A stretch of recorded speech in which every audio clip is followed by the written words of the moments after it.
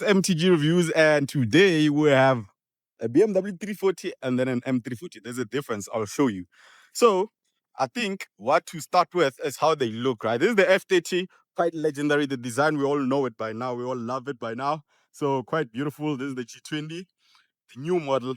The 340 actually, or the engine B58 on a 3 Series started with this car. So let's start with it on how it looks. I think it looks, even today, still beautiful. This is an M Sport package. Crazy thing is that you couldn't get this car without an M Sport package. So it would look like a 318. But this one is an M Sport package, as you can see. It looks really nice. I think, man, this is beautiful. It still has that essence of angel lights on the LEDs just here at the front. The grills, just perfect. Nice lines at the front. I really like it. Really like how it looks. This is the G20. We all know how this looks by now. Quite nice. It has like bigger grills as well, bigger air vent just here at the bottom to let the air in. And we have air curtains just on the sides. There's no fog lights just like here. So there it's just air curtains. So here we do have LED lights and we do have air curtains as well. Quite nice. And then the side view, let's start with a F30. Quite like it, man. Legendary. This is BMW as they come. This is good as they come. And side view, side profile, classic. I really love the wheels, 19-inch. These wheels are really classic. I think they still do offer these ones blacked out. They don't look that different from the new ones that come with the M340. Quite similar style. Really like it. Mirrors different from that one because these are not the M3 mirrors. Those are the M3 mirrors, or the M mirrors actually. Side profile, I really like it. It looks really fast. We have a shark fin just there. We don't have it on the new one. But yeah, man, Hofmeister kink at the back. Quite nice, quite beautiful. This is a beautiful car at the back. So how you see, it's a 340, not an M340, as the dual exhaust. But I think the 335 actually came with dual exhaust as well. But yeah, we have dual exhaust, and then you will see with the badge, it says 340, not M340. But yeah, I think they added an M just for branding. Dual exhaust, I really like how it looks at the back, man. This car is nice. I think just to put a spoiler just a bit finishes the whole thing. I'm sorry about the wind, it's a bit windy, but hey, we have to cook. This one, side profile, it's more sleeker, more, yeah, basically, I mean, it's a new generation, so everything is gonna be more streamlined, as in like how the design is going right now. And then at the back, we have this trappers. These are not triangles. Such a weird shape for the exhaust pipes. That's how you see it's an M340. The 330 of this generation gets the round exhaust, and then we have the M340 badge just there. There's a three. That's the difference. There's a 330. There's an M340 just here, and this one is the anniversary. So we have the anniversary badges. So yeah, this is how they look from the outside. A huge shift, but I think you can still see that where it's coming from, especially when you compare it to the pre-facelift. When you compare the F30 to the pre-facelift, you can see that, oh, okay, there's some elements where there's some similarities. However, let's get on the inside of the BMW F30 340i. The door cards, man, I really like this handle. Really nice. You grab it like that, and then there's a nice speaker just here. Nice. We have red guts, red just here. And then these are the controls for the windows and then the mirrors as well. We have Haman and Cardon, actually, or Haman Cardon. I'm so used to saying Haman and Cardon. I don't know where I got that. But yeah, this is the interior. Love this steering wheel. I love steering wheels with actually like a circular thingy just here in the middle. I really like it. There's an M badge just here. We're at the gauge cluster. I'm not sure if this is digital. It looks digital, but I think it's semi-digital. Or if it is digital, I don't know. It looks digital. Let me just start the car. Yeah, it's gonna show the car just there. Let me see. Okay, yeah, it is digital. It just has like these round bezels here, so you can configure. As you can see, that side it's saying. As you can see, you can change that as well, and then you can go to mode FM, or yeah, let's lower the volume. But yeah, you can configure just things on the side. Quite nice. Like it. Mode music collection. Yeah, so that's how the digital gauge cluster works. You can't show maps, I think, because yeah, it was not really a feature on this, because you can see it's kind of blocked with these clusters. But I really like it. It looks classic. It looks analog, but it's still digital. Love it. The dashboard, classic BMW. They've been doing this for ages. Events here, infotainment. I think when they first introduced iDrive, this is like the layout that they started with, and it's still like this now. However, this part is just moved down. Everything is more streamlined, like it's made smaller, and then they increase the screen basically. But this is the infotainment system. So this is the iDrive controller. You can see just there. And then you control it with this car. This is not a touch screen. As you can see, it's a it's a bit far. It's more recessed. It's inside. So you control it with this. It's quite snappy, actually, really snappy. And yeah, man.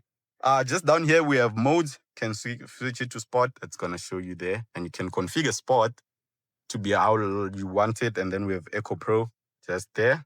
Traction control off, park assist, and then this is a shifter. Quite nice. Quite nice. I really like this one. I think even the Ineos Grenadier has something like this because they use a ZF 8-speed ZF, so it has this stick shift. Lock the car. This one is for the temperature set for the whole car.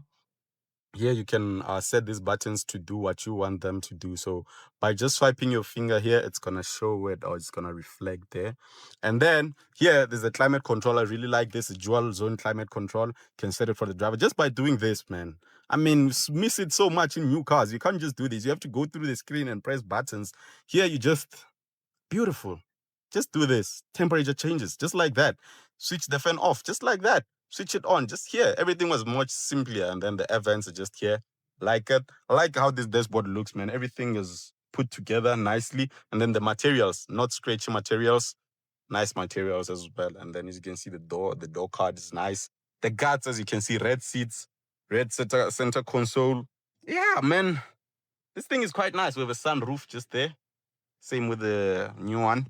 Well, quite similar, if not the same. Yeah, really love this car. Now, let's move into the new one and see how they moved from, well, this generation to that generation. Though that's a facelift, there's a kind of like it seems like there's a generation in between, but there isn't because it's a G20. So let's get to that one and see how everything is. So wait, a quick one before we get into the new M340i. Can you please do subscribe if you haven't already? It helps me create more of this content that you like. It's free. It's totally free. It's just like following someone on Facebook or TikTok. It's just like easy as that. No money will exchange hands. You don't pay for a subscription on YouTube. Thank you for subscribing. Now let's continue. Getting inside is the new one, which is the it's a facelift. It's the LCI, and there's another LCI on top of this where you get a flat bottom steering wheel. So this is the first LCI of the G20. Quite nice, really like it. As you can see, man, it's a huge jump from that one to this one, though there's a generation in between. Not the generation, there's a model in between, which is the pre-facelift of the G20. It looks quite similar to that one. However, steering wheel changed a bit. This looks more bigger, it's more chunkier. It's bigger. I'm actually, one thing that I don't like about the steering wheel of this car is that it's kind of heavy. It's artificially heavy. It's not really heavy. I know a heavy steering wheel because of driving a Bakkie. This is artificially heavy and it's thick. So make it thinner and then make it heavy on sport only, not on eco or comfort. Yeah, that's what I don't like about this. But then door cards, quite nice. Doesn't have the door. I prefer that door handle grab thingy over this. However, this is more technologically advanced than that one. See, you're starting with the gauge cluster, digital, fully digital, and it doesn't try anything. It actually goes far away from trying to be analog. As you can see, showing the speedo, it's just by this thing going up, or just like this. It doesn't try to be secular or anything. Cool. And you can configure things, a lot more things here. You can put more maps, and then you have the head-up displays there, so you can put maps just here in between. You can, yeah, can do a lot of things, man. Let me show you. Put a map. Where is it? There's the G meter. Yeah, this is a map. You can put a map. As you can see, there's a river in front of us, and then there's the infotainment system. You control it with this iDrive controller. Yeah, look at it. See map, you can see it's more widgety because it's huge, so it can show a whole lot more things. And then when it gets to the apps, it's a lot of apps here as well, man. It's a lot. But as you can see, the configuration of how everything is it has the same essence, right? Because the event are here, the infotainment is just up there. Well, now we no longer have the climate control buttons. They used to be here on the pre-facelift, which I actually like, but then it was positioned just around here. So now how to take care of that or control that, you have to go out, you have to press here, and then this is how you control the air. Press it like that, lower it like that. Obviously I prefer physical. Once just than going through a screen. But yeah, get used to it. It works. And yeah, iDrive controller here, it's this wheel. It got bigger. Everything, we have a whole lot more buttons, as you can see here. We have sport, we have eco pro, we have comfort. And yeah, cameras, park assist, auto start, stop, off, handbrake. Now it's an electronic one. So nice. A door card. And this is how the seat looks. More sporty, very hard leather. That's what I don't like about them. Can get uncomfortable on long trips. And the sunroof looks bigger here compared to the FR30. But yeah, man, that's actually quite good. Now let's get to the numbers and the performance and the engine on which one uses what. So the performance of these cars. So both of them run on an inline 6-cylinder turbo engine, the B58. The one on the F30 outputs 240 kilowatts and 450 newton meters of torque, and that makes the car push from 0 to 100 in 5.2 seconds. Yeah, so yeah, this car being rear wheel drive only kind of hurts it off the line. So on the new one, they changed that one up. So on the M340, it outputs 285 kilowatts, which is a significant power bump, and 500 newton meters of torque.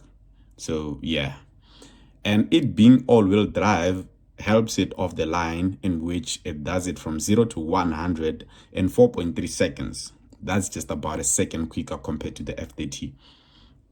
And one question that I always get about this car is, can you switch it to be rear wheel drive only? The short answer is no. No, you can't do it on the car. However, with software tuning, I've seen a video on YouTube, you can. So is it something that you should maybe go to depths of trying to do it? I don't think so. I think it probably even voids the warranty. I don't think it's worth it. But yeah, the short answer is no, you cannot do it off the car being as is stock. So yeah, that's it with this video up until the next one, in which is going to be an interesting one as well. Danko.